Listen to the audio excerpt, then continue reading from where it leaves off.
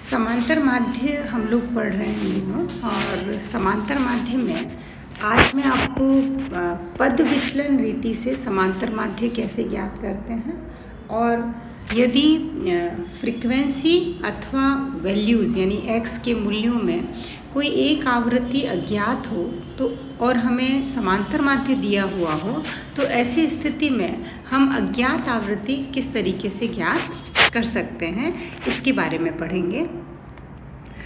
सबसे पहले हम बात करते हैं पद विचलन रीति से समांतर माध्य यानी x बार की गणना करने की। तो उसकी जो प्रक्रिया होगी वो इस तरीके से रहेगी। सबसे पहले हम पद मूल्यों में से कल्पित माध्य मान लेंगे और कल्पित माध्य में से श्रेणी के प्रत्येक पद मूल्यों यानी x का विचलन x माइनस a करके dx ज्ञात कर लेंगे। उसके पश्चात जो भी dx हमें प्राप्त होता है उसे विचलन जो भी dx मिला है उसमें वर्गांतर का भाग दे देंगे। जो भी सतह श्रेणी में जितना भी आपका वर्गांतर है, क्लास इंटरवल है, उसको dx से डिवाइड कर देंगे। तो जो हमें प्राप्त होगा वो होगा d डैश x।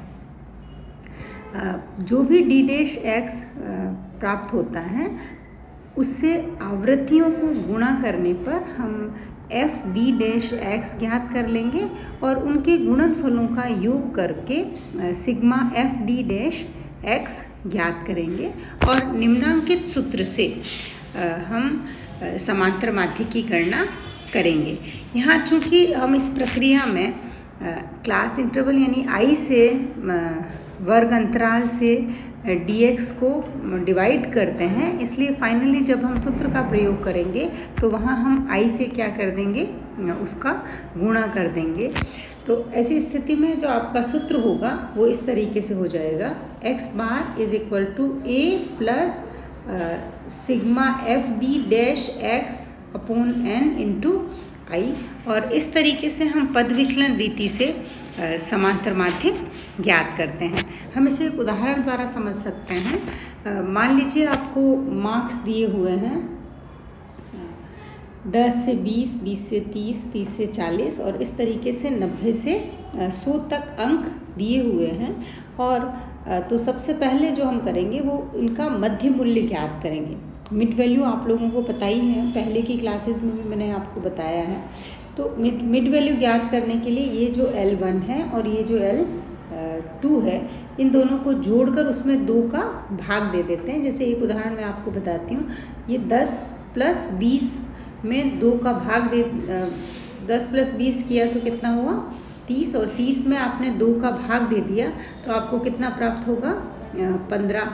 ठीक ऐसे ही 20 प्लस 30 डिवाइडेड बाय 2, तो 20 प्लस 30 50 और डिवाइडेड बाय 2 किया तो कितना होगा 25। तो इसी तरीके से हम सारी x की वैल्यूज़ का क्या निकाल लेंगे, मिड वैल्यू निकाल लेंगे। और फिर जो फ्रीक्वेंसी आपको दी हुई है यानी आपको x ये दिया हुआ है और ये फ्रीक्वेंसी ज्ञात है, तो हम सबसे पहले x को मिड वैल्यू में कन्वर्ट करेंगे और फिर मिड वैल्यू और फ्रीक्वेंसी में जो ये x के वैल्यूज़ हैं उससे हम d डैश x ज्ञात करेंगे। d डैश x ज्ञात करने की प्रक्रिया मैंने आपको बताई कि सबसे पहले a जो भी हमने कल्पित माध्य माना है उसमें से इस x से क्या करेंगे, विचलन ज्ञात कर लेंगे। अर्थात यहाँ आप देखिए सबसे पहले x क्या है आपके पास 15, तो 15 माइनस a हमने क्या लिया है 55, तो 15 माइनस 55 करेंगे तो कितना आ जाएगा 40, और 40 में i का भाग दे देंगे। तो i आपका कितना है, यहाँ पर i कितना होगा 10 से 20, 20 से 30, तो यहाँ वर्ग अंतराल कितना है 10 का, तो इस 40 में हम 10 का भाग दे देंगे तो हमें क्या प्राप्त हो जाएगा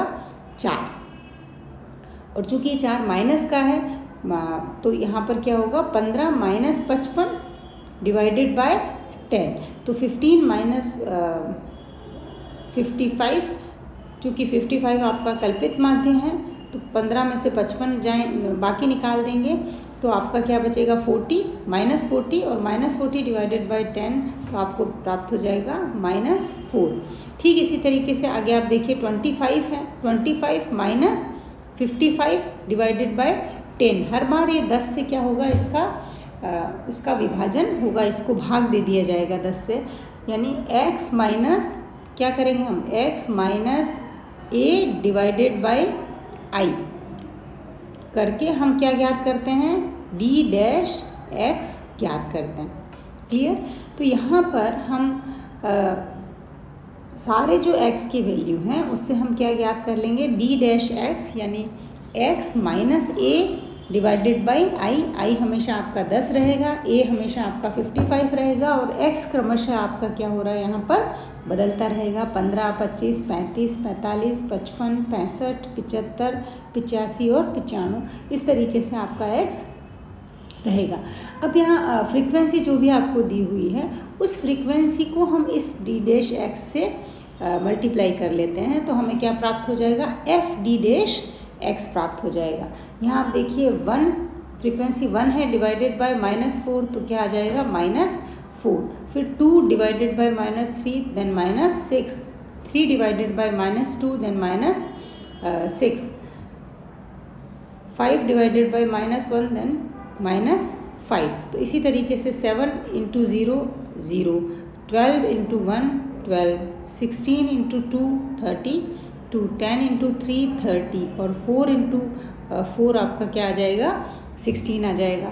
अब यहाँ हम फ्रीक्वेंसी को सम कर लेंगे और फ्रीक्वेंसी का जो भी योग होगा वो आपका क्या कहलाता है, n कहलाता है। तो n हमारे पास कितना आ जाएगा 60 और एफ डी डैश एक्स को भी हम योग करेंगे तो उसे हम कहेंगे sigma F D dash x, जिसको हम क्या कहेंगे 69।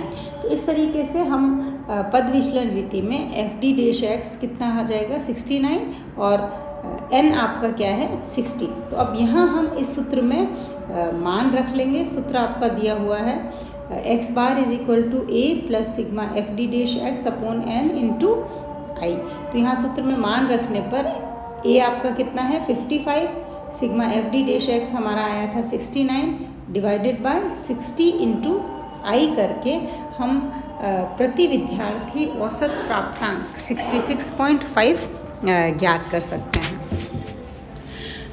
अब हम बात करते हैं अज्ञात आवृत्ति के बारे में। तो अगर आपको समांक दिए हुए हैं और समांतर माध्य ज्ञात हैं और ऐसे में कोई एक x का मूल्य नहीं दिया हुआ है, तो ऐसी स्थिति में आप अज्ञात जो भी आवृत्ति हैं उसे ज्ञात कर सकते हैं। यहाँ पर समांतर माध्य कितना है 11.5 आपको दिया हुआ है, लेकिन समांतर माध्य दिए होने के बाद एक आवृत्ति आपको यहाँ आवृत्ति एक x की वैल्यू पद मूल्य आपको नहीं दिया हुआ है। यहाँ देखिए x आपको दे रखा है 4, 6, 10, फिर क्वेश्चन मार्क रखा है, ये आपको ज्ञात करना है 15, 18 और 20। और ठीक वैसे ही फ्रीक्वेंसी 10, 15, 20, 25, 12, 10 और 8 दी हुई है। तो सबसे पहले तो हम n ज्ञात कर लेंगे इस फ्रीक्वेंसी को जोड़कर। तो n हमारा कितना आ जाएगा 100 इस फ्रीक्वेंसी का टोटल। फिर हम fx ज्ञात कर लेंगे। यहाँ पर जो भी अज्ञात आवृत्ति है उसको हमने क्या मान लिया है x मान लिया है, ताकि हम x की वैल्यू जो भी निकालेंगे वो हमारी क्या हो जाएगी अज्ञात मूल्य हो जाएगा या अज्ञात अंक हो जाएगा। तो यहाँ अज्ञात अंक ज्ञात करने के लिए हम f और x ज्ञात करेंगे। फ्रीक्वेंसी और वैल्यूज़ जो भी मूल्य हैं या अंक हैं उन्हें हम मल्टीप्लाई करेंगे। तो fx ज्ञात करने के लिए 4 इंटू 10 तो आपका 40, 6 इंटू 15 90, 10 इंटू 20 200। अब यहाँ आप देखिए 25 है फ्रीक्वेंसी, लेकिन वैल्यू कितनी है नहीं दी हुई है, तो हमने उसको x माना है। तो 25 इंटू एक्स करेंगे तो क्या आ जाएगा आपका 25x। फिर 15 इंटू 12 करके यहाँ लिख लेंगे 180, 18 इंटू 10 180 और 20 इंटू 8 आपका आ जाएगा 160। अब ये आपको fx मिल गया। अब fx को क्या करेंगे जोड़ देंगे। fx जोड़ेंगे तो आपका क्या आ जाएगा सिग्मा fx। अब सिग्मा fx में जो x ये चर मूल्य है 25x, इसको हम अलग जोड़ेंगे 25x, और बाकी ये मूल्य है ये तीनों और ये ऊपर के तीनों मूल्य ये अलग से जोड़ के यहाँ पर लिख देंगे। वो आपके आएंगे 850। तो 850 प्लस 25x। आपको ऐसा नहीं करना है 25 को इसके साथ में जोड़ना नहीं है, 25x अलग जुड़ेगा और बाकी की जो वैल्यूज़ हैं वो अलग जुड़ जाएंगी। और इस तरीके से 850 प्लस 25x क्या आ जाएगा, सिग्मा fx। अब बिल्कुल सिंपल सूत्र आपको पता है कि समांतर माध्य क्या होता है, x bar is equal to sigma fx upon n। n हमको पता है यहाँ 100 है और सिग्मा fx हमको पता है 850 प्लस 25x है, तो यहाँ हम मान रख लेंगे।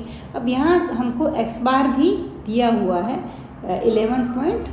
हाँ, आपको x बार दिया हुआ होगा यदि अज्ञात आवृत्ति पूछी जाती है तो आप x बार की जगह सूत्र में x बार का मान रख लीजिए।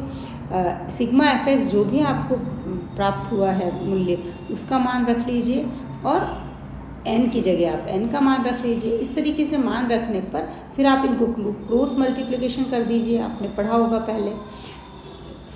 100 इंटू 11.5 यहाँ क्रॉस मल्टीप्लिकेशन किया, इसको आप इसी तरफ रहने दिया, दोनों पक्ष को आप हल कर लीजिए। 11.5 इंटू 100 तो आपका हो जाएगा 1150। 850 प्लस 25x तो 850 आपका इक्वल टू के इस तरफ लेफ्ट साइड में लाएंगे तो नेगेटिव साइन लग जाएगा और वो कितना हो जाएगा 300 इज इक्वल टू 25x। तो x की वैल्यू आपकी आ जाएगी 300 डिवाइडेड बाय 25। तो x का मूल्य या जो अंक है, जो हमें अज्ञात अंक है, वो कितना होगा 12 होगा। तो इस तरीके से यदि समांतर माध्य दिया हुआ है लेकिन आपको कोई भी x का मूल्य नहीं दिया हुआ है तो हम उसे समांतर माध्य के दिए होने पर अज्ञात मूल्य को ज्ञात कर सकते हैं। अब मान लीजिए ये तो x की वैल्यू मिसिंग थी, लेकिन अगर कभी ऐसा आपको सवाल दिया जाता है जिसमें कि फ्रीक्वेंसी नहीं दी हुई है तो ऐसी स्थिति में भी समांतर माध्य के दिए हुए होने पर आप बहुत आसानी से उस अज्ञात फ्रीक्वेंसी को, उस आवृत्ति को ज्ञात कर सकते हैं। इक्वेशन इस तरीके से मान लीजिए आपको दिया हुआ है कि आप अज्ञात आवृत्ति ज्ञात कीजिए। यदि x बार कितना है 9.88 है तो आपको मिसिंग फ्रीक्वेंसी पता लगानी है। तो यहाँ आप देखिए वही प्रक्रिया आपकी रहेगी, यहाँ पर फ्रीक्वेंसी नहीं दी हुई है तो हम फ्रीक्वेंसी में भी जब योग टोटल करेंगे तो ध्यान रखेंगे कि x को अलग से जोड़ देंगे और उसके बाद में बाकी जो वैल्यूज़ दी हुई है उनको अलग से जोड़कर लिख देंगे। तो आपका जो सिग्मा f है या फिर जो n है वो कितना होगा 78x होगा और सारी x की वैल्यूज़ को हम फ्रीक्वेंसी से गुणा कर देंगे और जो भी फ्रीक्वेंसी मिसिंग है उसको हमने यहाँ भी क्या मान लिया है, x मान लिया है। अब जैसे ही फ्रीक्वेंसी से मल्टीप्लिकेशन करेंगे वो हम बिल्कुल पहले जैसे ही आपकी प्रक्रिया रहेगी और इसको सम करके हम इस तरीके से यहाँ पर लिख देंगे। यहाँ ध्यान रखना है आपको 10x को अलग जोड़ना है और ये सब नंबर्स को आप अलग से जोड़ेंगे। समांतर माध्य ज्ञात करने का वही आपका फॉर्मूला है sigma fx upon sigma f या n। सिग्मा f ही n होता है, ये आप हमेशा ध्यान रखिए। सिग्मा f जो है वही आपका क्या कहलाता है, n भी कहलाता है। तो जो भी फ्रीक्वेंसी का टोटल किया है वो आपका क्या है, सिग्मा f है। अब यहाँ आप मान रख लीजिए x बार कितना दिया हुआ है 9.88 और सिग्मा fx कितना प्राप्त हुआ है आपको 768 प्लस 10x और सिग्मा f कितना है 78 प्लस x दिया हुआ है। अब यहाँ इन वैल्यूज़ को आप इसको सॉल्व करेंगे, इसको तो आप क्रॉस मल्टीप्लिकेशन करेंगे तो आपका क्या हो जाएगा 98.88 किससे मल्टीप्लाई होगा 78 प्लस x से और ये आपका एज इट इज़ रहेगा। फिर आप इसको मल्टीप्लिकेशन करेंगे x के साथ तो इस 9.88 इंटू 788 फिर 9.88 प्लस इंटू x तो 9.88x और इसको इससे मल्टीप्लाई किया तो ये आपकी इक्वेशन आ जाएगी। अब जब आप इसको सॉल्व करेंगे तो क्या हो जाएगा 2.64 इज इक्वल टू 0.12x। तो x की वैल्यू आपकी आएगी 2.64.12x। तो इसको आप इसमें डिवाइड करेंगे तो x का जो मूल्य आपको नहीं दिया, ज्ञात करना था, अर्थात जो फ्रीक्वेंसी आपको ज्ञात करनी थी वो फ्रीक्वेंसी कितनी है, ये जो x की वैल्यू है वो कितनी है, x की वैल्यू 22।